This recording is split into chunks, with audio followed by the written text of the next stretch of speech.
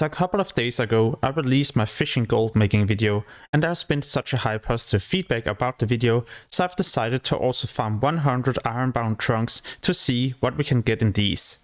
Because of inventory problems, then I can only store a total of 80 on this character, so throughout the video I'll be trading the remaining 20. I've decided not to auto-loot everything. This is to mainly show you what I'm getting in each individual trunk, so you could of course skip to the end of the video where you can see all the different items I've looted. The main reason why I did this farm was to prepare for phase 2, as the trunks can contain so many different materials that you can't really loot right now, but these will be important when you need to speed level your profession. Another reason was to see if I could get any rare recipes or patterns, or maybe even green or blue items that could help me level up to 40 even quicker.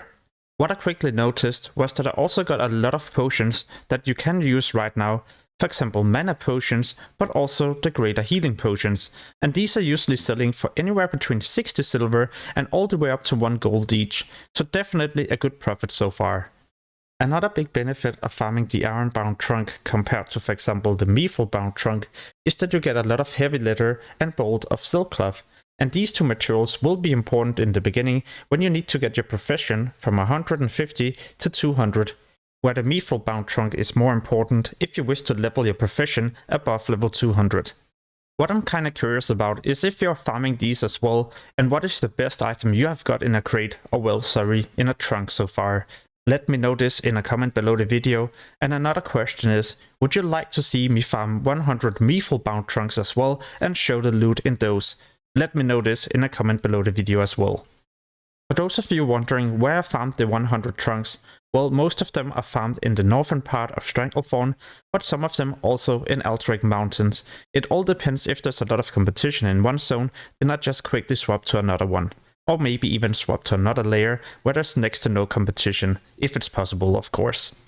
To know what layer I'm currently on, I use an add-on which is called Nova World Buff. At the top right corner at the minimap, there will now be displayed the layer that I'm on. In this case, for example, layer 1.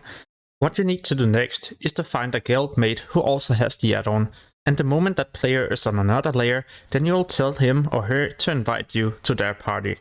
Within a minute or so, you will be transferred to their lair, and here there might not be any competition, or well, at least less competition compared to the one that you were on before.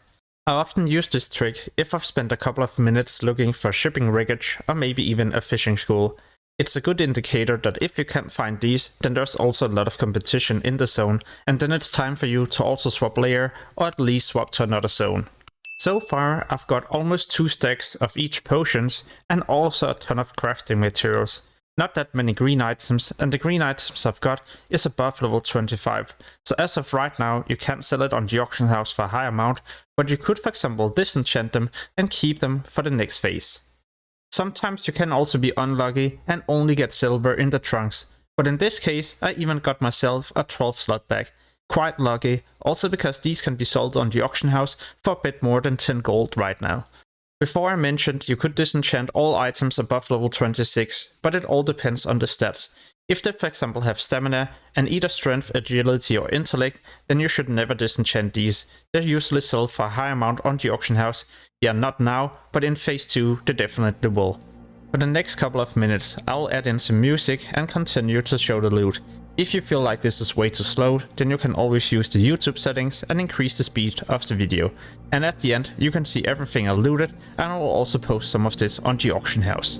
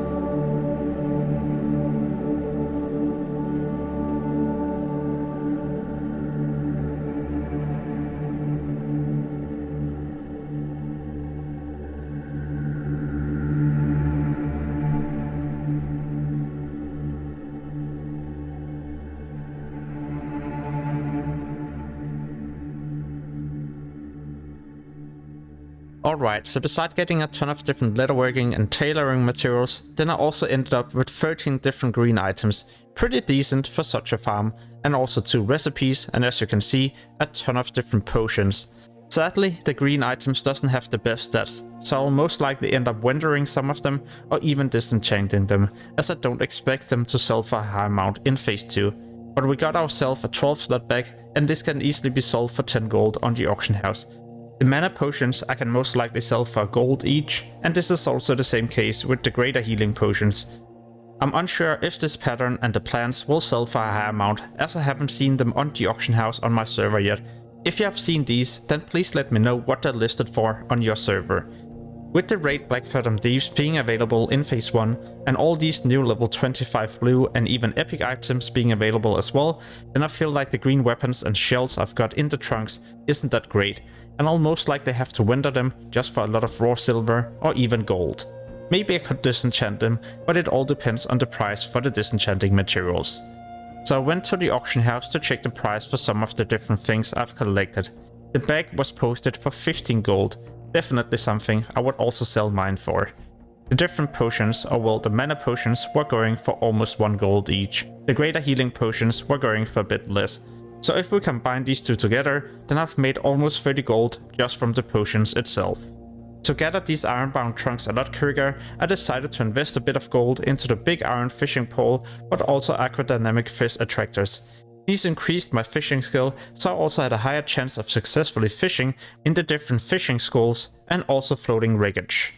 So would you like to see a part 2 where I farm 100 meaful bound trunks, or maybe even other ways to make gold with fishing? Then let me know this in a comment below the video. As always, thank you so much for watching and have an amazing day.